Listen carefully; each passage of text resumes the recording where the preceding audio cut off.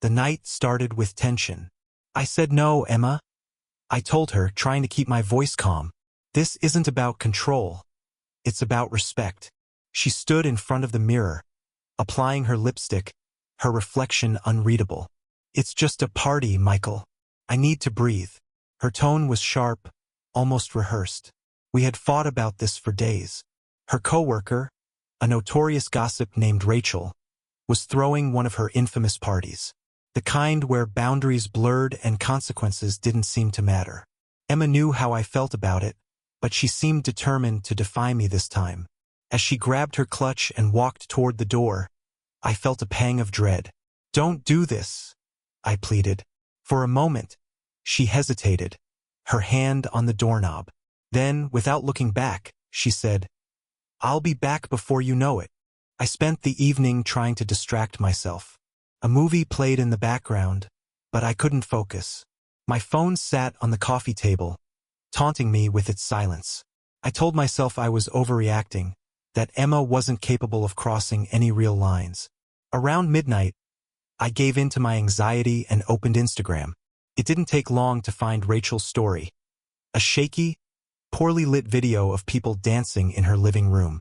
And there she was, my wife, standing too close to a man I didn't recognize. He leaned in, whispered something in her ear. She laughed and touched his arm. My stomach turned. I replayed the video, analyzing every detail. The way she tilted her head toward him, the way his hand brushed her waist. Was it innocent, or was this the beginning of something darker? I didn't sleep that night. I sat in the living room, waiting for the sound of her keys in the door. Each passing hour felt heavier than the last. By the time I heard footsteps outside, the sun was beginning to rise. When the door opened, Emma walked in with a casualness that felt like a slap in the face. She was wearing the same dress, now slightly rumpled. But it was the marks on her neck that stopped me cold, faint, unmistakable bruises. She saw me staring and smiled, as if daring me to speak. Well, she said, setting her purse on the counter. Do you want to know what I did? Her words hung in the air, each one cutting deeper than the last. Her question echoed in my head long after she said it. Do you want to know what I did? I couldn't answer. My throat tightened, and the anger I had been holding back boiled just beneath the surface. Emma didn't wait for a response. She shrugged, walked into the bedroom, and closed the door. I sat frozen on the couch, staring at the door she had just walked through. My mind raced with 1,000 questions. What had she done? Who was that man? And why did she seem so casual about it, as if it didn't matter? I needed answers, but I didn't trust her to give them to me. Instead, I reached for my phone and opened Instagram again. Rachel's stories from the party were still there, waiting to pour salt on the wound. I found the video I had watched the night before. There she was again, standing close to that man, her hand resting lightly on his arm. The lighting was poor, but his face was clear, sharp jawline, confident smirk, someone who looked like he knew he could take whatever he wanted. I replayed the video, this time looking for anything I might have missed. My stomach churned as I noticed how his hand lingered on her lower back, how her laughter seemed almost intimate. Was I seeing things that weren't there, or was this exactly what it looked like? I scrolled through Rachel's profile, searching for more. A few posts down, I found another video from the same night. This one was taken in a dimly lit corner of the room. At first, I couldn't make out much, just blurred figures moving in the background. But then I saw Emma again, leaning in close to the same man. He whispered something in her ear, and she nodded. I paused the video and stared at the screen, my chest tightening. It felt like a slap, a confirmation of everything I had been afraid of. Unable to sit still, I stood and paced the room. My hands trembled as I clenched and unclenched them, trying to keep myself from throwing something. The logical part of me screamed to wait, to get the full story before jumping to conclusions. But the emotional part, the part that felt betrayed, wanted to confront her right then and there. I glanced at the bedroom door. She was in there, probably sleeping off her night, completely unaware of the storm brewing inside me. Instead of barging in, I took a deep breath and forced myself to sit down. If she thought she could hide this from me, she was wrong. I would find out the truth, every detail, and I wouldn't let her manipulate her way out of it. I spent the next hour replaying every interaction we'd had over the past few weeks, looking for signs I might have missed. Had she been distant? Had she started dressing differently? Had I been too blind to see it coming? When she finally emerged from the bedroom, her hair was messy, and she looked like someone who hadn't a care in the world. She poured herself a glass of water and leaned against the counter, watching me. "You've been quiet," she said, her voice light, almost teasing. "What's on your mind?"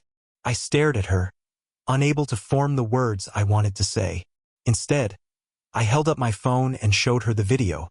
Her expression didn't change, but her grip on the glass tightened ever so slightly. "Care to explain?" I asked, my voice cold and steady. She set the glass down and smiled, the kind of smile that sent chills down my spine. "Michael," she said, her tone dripping with mock innocence. "What exactly do you think you saw?" Her deflection only made my resolve stronger. She could play games if she wanted, but I wasn't going to back down. Emma's smile lingered in the air like a venomous cloud. "What exactly do you think you saw?" she asked again, tilting her head, as though daring me to question her further. My fists clenched involuntarily, but I forced myself to stay composed. I wouldn't give her the satisfaction of seeing me unravel. "I saw enough," I said. My voice was colder than I expected, cutting through the tension like a knife. She picked up the glass again, sipping slowly, her eyes never leaving mine. "You think you've got it all figured out, don't you?" she asked, her tone almost amused. "Tell me, Michael, what's your big theory?" I took a step closer, my anger bubbling to the surface. "You were with him?" I said, each word like a stone dropping into a deep well. "The way you looked at him, the way he touched you—" "Don't insult my intelligence, Emma." Her smile faltered for just a second, but she quickly recovered, setting the glass down with a soft clink. "You're imagining things," she said, her voice dripping with condescension. "It was just a party. I talked to a few people, that's all. You're blowing this way out of proportion." I wanted to believe her, to find some shred of truth in her words. But the marks on her neck told a different story. "And those?" I asked, pointing at her collarbone. "Are those just my imagination too?" She glanced down at the faint bruises, her expression unreadable. For a moment, I thought I saw a flicker of guilt, but it was gone as quickly as it appeared. "You're right," she said, her tone suddenly softer. "I shouldn't have let it happen." Her admission hit me like a punch to the gut. My legs felt weak, but I forced myself to stand tall. "Why?" I asked, my voice barely above a whisper. "Why would you do this to us?" She sighed, running a hand through her hair. "I don't know," she said, looking away. "Maybe I needed to feel something. Anything. Lately, it's like we've been going through the motions, Michael. I don't even know who we are anymore." Her words cut deeper than I expected. Was she blaming me? Trying to justify her betrayal by painting herself as the victim? "You don't get to make this about us," I said, my voice trembling with anger. "You made a choice, Emma. You knew exactly what you were doing, and now you're trying to shift the blame." She opened her mouth to respond but stopped, her eyes narrowing. "So what now?" she asked. "Are you going to hold this over my head forever? Or are you just going to leave like everyone else in my life?"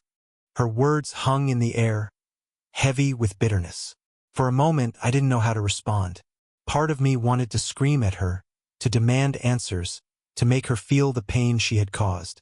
But another part of me, a quieter, more dangerous part, was already planning my next move. "You want to know what's next?" I asked, stepping closer. "I'll tell you. I'm going to figure out exactly what happened last night. Every single detail.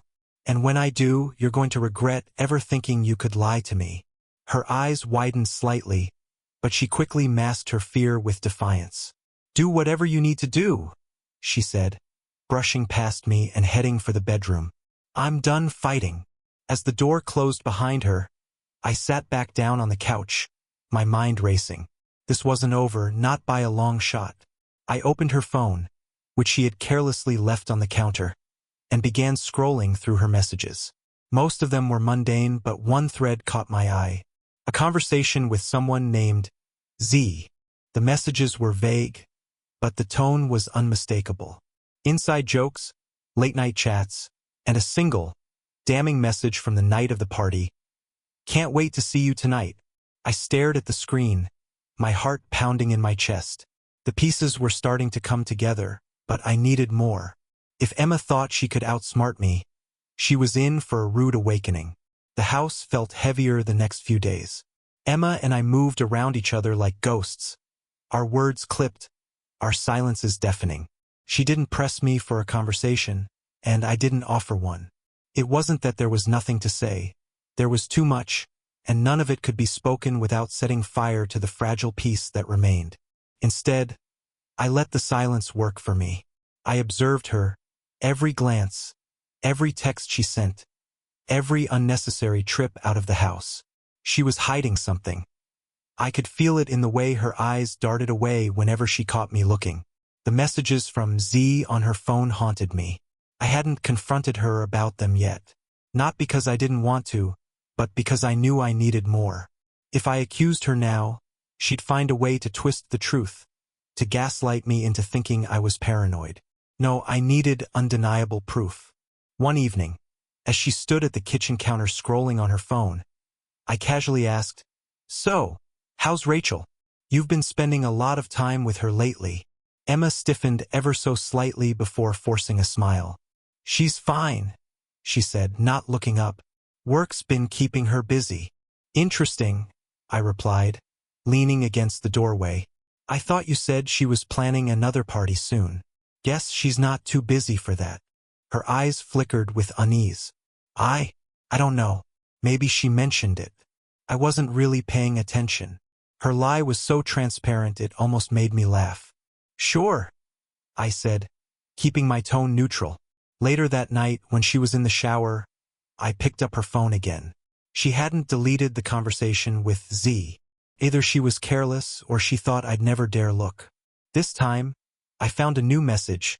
Thursday, 8 p.m. Usual spot. I stared at the screen, my pulse quickening. Thursday was 2 days away. Whatever the usual spot was, I intended to find out. On Thursday, Emma left the house around 7:30. She said she was meeting Rachel for drinks, her tone light, almost casual. But the way she avoided eye contact told me everything I needed to know. I waited 5 minutes before grabbing my keys and following her. The streets were dark and quiet, the glow of the city lights reflecting off the wet pavement. She didn't drive far, stopping at a small, nondescript bar on the edge of town. I parked a block away and watched as she stepped inside. My heart pounded as I waited, each passing minute stretching into eternity. After what felt like an hour, I saw him, the man from the video. He walked into the bar with the same confident swagger, his smile sharp and predatory. I gripped the steering wheel, my knuckles turning white. This was it, the proof I needed. But what was I supposed to do now? Storm in and confront them? Sit back and let her dig her own grave? I chose the latter. I needed to see how far she was willing to go. An hour later, she came out of the bar with him. They were laughing, their heads close together. He touched her arm as they walked toward his car, and she didn't pull away. I watched as she climbed into the passenger seat, and they drove off. I followed at a safe distance, my stomach churning with a mix of anger and despair. They pulled into the parking lot of a cheap motel, and I felt the final piece of my heart shatter. I sat there for what felt like hours, the neon vacancy sign flickering in the corner of my vision. When she finally emerged, it was nearly midnight. Her hair was tousled, and her makeup was slightly smudged. She climbed into her car and drove home, completely unaware that I had seen everything. When I got home, she was already in bed, pretending to be asleep. I stood in the doorway for a long time, watching her. The silence between us had grown into a chasm, one I wasn't sure could ever be crossed again. I didn't wake her. Not yet. The game wasn't over, and I wasn't done playing. The morning after I followed Emma to the motel, I woke up before she did. I sat at the kitchen table, sipping black coffee, my mind racing with questions I didn't want to answer. What was my next move? Confrontation felt too easy, too impulsive. I needed to keep my emotions in check, to think strategically. Emma eventually emerged from the bedroom, her hair tied back in a messy bun, still wearing the facade of a woman with nothing to hide. She poured herself a cup of coffee, glancing at me briefly. "You're up early," she said. "Couldn't sleep?" I replied, my voice neutral. She didn't press further, but I noticed the way she avoided my gaze as she sipped her coffee. Later that day, I decided to reach out to someone who might know more about what Emma had been doing. Rachel. If anyone had details about that night at the party, or any of Emma's recent behavior, it would be her. I called Rachel under the pretense of being concerned about Emma. "Hey, Rachel," I said when she picked up. "It's Michael. I was hoping you could help me with something." Her voice on the other end was hesitant, like she wasn't sure how much to say. "Of course. What's going on?" "I've been worried about Emma lately," I lied. "She's been acting different, distant. I thought maybe you'd noticed something." Rachel paused, the silence stretching on just long enough to make me uneasy. "Michael," she said finally, "I don't think it's my place to get involved. You should talk to Emma." "I've tried," I said, my frustration creeping into my voice. "But she won't tell me anything. Please, Rachel. If you know something, I need to hear it." She hesitated again, but eventually her resolve cracked. "Okay," she said quietly, "but you didn't hear this from me." Rachel told me that Emma had been pulling away from her too, canceling plans and acting evasive. "The night of the party," Rachel said, "she was with this guy most of the time. Zach, I think his name is. They were close. Closer than they should have been." Hearing his name felt like a slap in the face. "Zach," I repeated. The mysterious Z from her messages now had a face and a name. "They left together," Rachel continued, her voice tinged with guilt. "I didn't say anything because I didn't want to get involved. I figured it wasn't my business."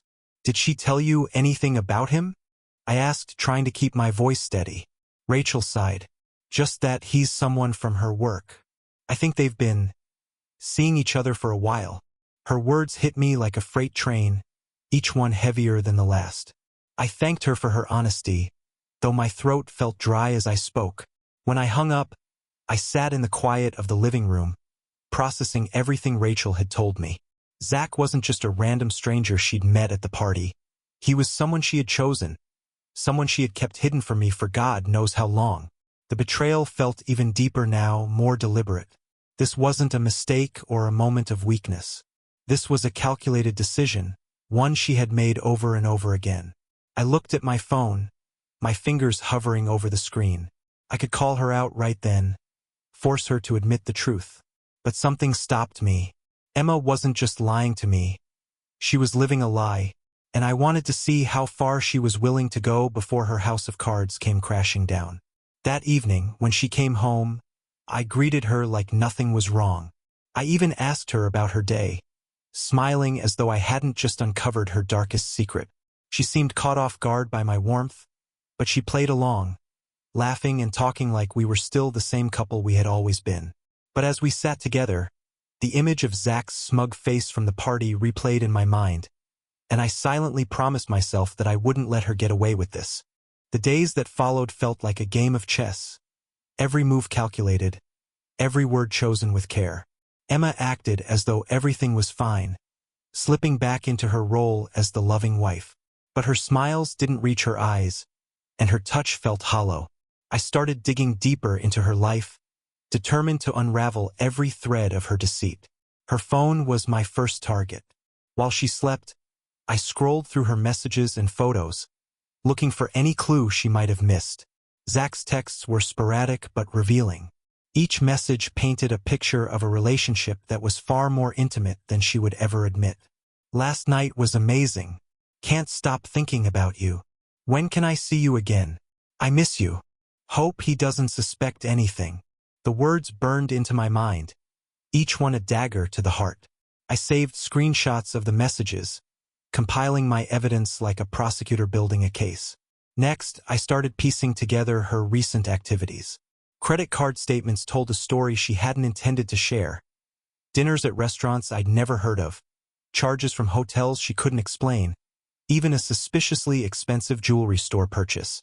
The most damning discovery came when I checked her emails. Buried beneath work updates and promotional spam were receipts for gifts she had sent to Zach. Personalized items, the kind of thoughtful gestures she hadn't made for me in years. Each piece of evidence felt like a punch to the gut, but it also fueled my resolve. She wasn't just lying to me. She was building a life with someone else, one that I had no part in. My next move was to find Zach. If Emma thought she could keep her affair a secret, she was wrong. I wasn't going to sit back and let her control the narrative. Through social media, I tracked him down. His profiles were public, his life on full display. He was exactly the kind of man Emma would fall for. Charming, successful, and completely unaware of the destruction he was causing. I started watching him, learning his habits, his routines. I wasn't sure what I was planning to do, but I knew I needed to see him in person, to confront the man who had stolen my wife's loyalty. One evening, while Emma was working late, I followed Zach to a bar where he was meeting friends. I sat in the corner, nursing a drink, watching him laugh and joke like he didn't have a care in the world. It was surreal seeing him up close. This was the man Emma had chosen over me. He wasn't remarkable, just an ordinary guy with an inflated ego. But in her eyes, he was obviously something more. As the night went on, I debated approaching him, but I decided against it. Confronting him then would be too easy, too impulsive. Instead, I listened, catching snippets of his conversation. At one point, he mentioned her name. "Emma's great," he said, laughing. "But man, her husband's clueless. I almost feel bad for the guy." The words hit me like a slap, the casual cruelty of them twisting the knife in my chest. I clenched my fists, forcing myself to stay seated. This wasn't the time to act. When I got home that night, Emma was already in bed.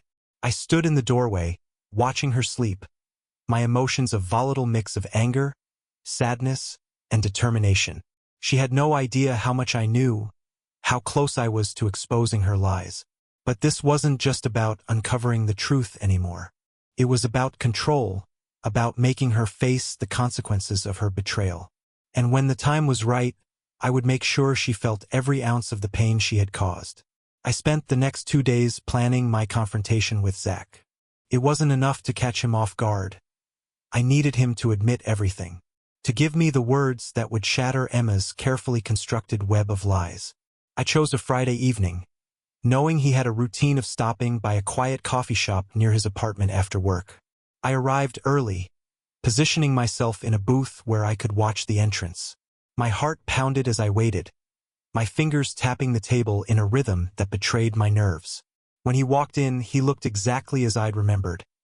Confident, polished, completely at ease. He ordered his drink and took a seat by the window, pulling out his phone. I let a few minutes pass before standing up and walking over. "Zach," I said, keeping my voice calm. He looked up, surprised. "Yeah? Do I know you?" I sat down across from him, my eyes locking onto his. "You don't, but you know my wife, Emma." For a moment, his expression faltered, a flicker of recognition crossing his face. But he recovered quickly, leaning back in his chair with a smirk. "Ah, so you're Michael." His tone was casual, almost mocking, and it made my blood boil. "That's right," I said. "And I think it's time we had a conversation." Zach didn't deny anything. In fact, he seemed almost amused by my presence. "Look," he said, leaning forward. "I didn't force Emma into anything. She came to me. She made the first move." I clenched my fists under the table, my nails digging into my palms. "That's not the point," I said, my voice trembling with barely restrained anger. "You knew she was married, and you still pursued her." He shrugged. "I'm not the one who made vows, Michael. If you've got a problem, take it up with her." His nonchalance was infuriating, but I refused to let him get under my skin. "What's your endgame here?" I asked. "Do you think she's going to leave me for you? That the two of you are going to ride off into the sunset?" Zach laughed, a cold, hollow sound. I'm not looking for anything serious, he said. Emma's fun, but I'm not trying to play house with her. She knows what this is. His words hit harder than I expected. Emma wasn't just betraying me. She was being used by a man who didn't even respect her. I leaned in closer, my voice dropping to a dangerous whisper. You think this is just going to go away? That you can keep seeing her without any consequences? Zach's smirk faded slightly. What are you going to do? He asked, his tone less confident now. I didn't answer immediately, letting the silence stretch between us. Then I said, you're going to end it. Tonight. You're going to block her number, delete her messages, and disappear from her life. If you don't, I'll make sure everyone you know, your boss, your friends, your family, finds out exactly what kind of man you are. Zach stared at me, his jaw tightening. You're bluffing, he said, but there was doubt in his voice.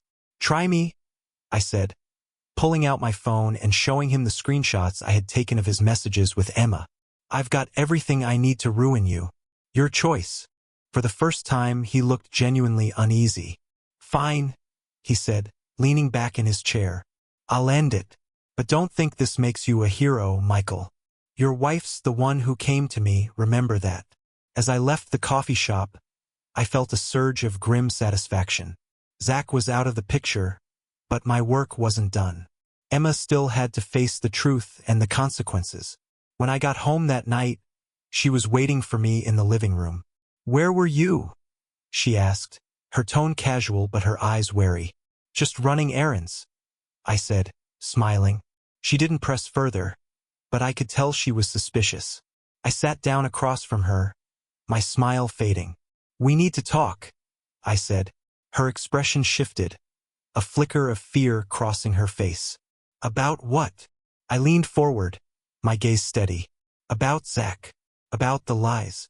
About everything. Emma's face froze at the mention of Zach. For a moment, she didn't say anything, her eyes darting away as if searching for an escape. Then she forced a laugh, one that sounded hollow.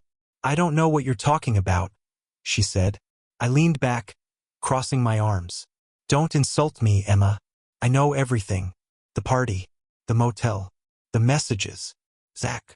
Her mouth opened, then closed, her composure cracking like glass under pressure. Michael, it's not what you think, she began, her voice shaky. I cut her off. Don't. I've seen the receipts, the texts. I even talked to him. Her eyes widened, panic flashing across her face. You talked to Zach? That's right, I said. He told me everything. How you came to him. How you threw away everything we built for. What? A fling? A thrill? Emma's lips trembled, and tears welled up in her eyes. I'm sorry, she whispered. I didn't mean for this to happen. I laughed bitterly. Didn't mean for it to happen? Emma, you made a choice, 100 choices. And now you're sorry because you got caught. She started crying, but I didn't feel any sympathy. Her tears felt like a performance, an attempt to manipulate me. Please, Michael, she said. We can fix this. We can go to counseling, work through this. I love you. I shook my head, her words ringing hollow. You don't get to say that anymore, Emma. You don't get to claim love when you've been lying to my face for months. She kept pleading, her voice breaking, but I didn't give in. I stood, looking down at her with a coldness I hadn't known I was capable of. You broke us, Emma, and now you have to live with that. Her sobs filled the room as I walked away, leaving her alone with the weight of her betrayal. Emma tried to reach me in the days that followed, but I kept my distance. Her calls went unanswered, her texts ignored. At home, I stayed in the guest room, keeping our conversations to the bare minimum. One evening, she cornered me in the kitchen. Michael, she said softly, her voice trembling. Please, we need to talk. I turned to her, my face expressionless. What's there to talk about, Emma? You made your choices. Now I'm making mine. Her tears came quickly, but I didn't flinch. I'll do anything, she pleaded. I'll quit my job, cut ties with everyone. Just tell me how to fix this. I stared at her, my chest tight with anger and hurt. You can't fix it, I said quietly. You can't undo what you've done. Her desperation grew in the following days. She tried to cook my favorite meals, left notes apologizing, and even deleted her social media accounts. But none of it mattered. The damage was too deep, the trust irreparably broken. I wasn't just mourning the loss of my marriage. I was mourning the person I thought she was. Days turned into weeks, and the silence between Emma and me grew unbearable. She was still in the house, still sleeping in our bed, but everything felt alien. I couldn't look at her without feeling a cold knot in my stomach. One evening, as I sat on the porch, I realized I couldn't live like this anymore. I had spent so much time chasing answers, hoping for some form of closure, but there was nothing left to salvage. I knew what I had to do. I called a lawyer the next day. When Emma came home, I was waiting for her in the living room. She sat down, nervously twisting her hands. "Michael, I know I've hurt you. I'll do whatever it takes." I looked at her one last time, feeling the weight of everything we had built slipping away. "I've made my decision," I said. "We're done." Her face paled, her mouth opening in disbelief. "You can't mean that. We can fix this. I'll fight for us. I'll change." But I was already beyond the point of hearing her. "It's over, Emma. It's not about changing. It's about trust. And you've shattered that beyond repair." She cried. She begged. But I stood firm. This was no longer about love or forgiveness. It was about regaining control over my own life. As I signed the papers, I felt a strange sense of release. The weight that had been crushing me for so long lifted, replaced by something lighter, emptier, but freer. The days after the divorce were quieter than I'd imagined. It was as though the world had paused for a moment, holding its breath. I moved out of the house we had shared, the place that once held so many memories. I couldn't bear to stay there, not with the ghosts of what had been, lurking in every corner. Emma tried reaching out a few more times, but I ignored her. I wasn't angry anymore, at least not in the way I used to be. There was no point in keeping the anger alive. It was exhausting. What I felt now was a strange, detached emptiness, a sort of numbness that made it hard to believe anything could ever feel the same again. I started to rebuild. Slowly, at first. I threw myself into work, into new hobbies, anything to fill the void. But despite the distractions, I couldn't escape the haunting question. Who was I now? Who had I been before all of this? And then, one evening, I got a text from her. "I'm sorry. I hope you find peace." I didn't respond. Instead, I sat in silence, reflecting on everything that had happened. The pain, the betrayal, the decisions that had led us here. I realized that the hardest part wasn't the divorce. It was letting go of the version of myself I had lost. But in that moment of silence, something clicked. I was finally free. Free from the lies, free from the weight of her betrayal, and free to become who I was meant to be. What do you think of the story? If it resonated with you, leave a comment and let me know your thoughts. And don't forget to subscribe for more stories that make you question everything you thought you knew.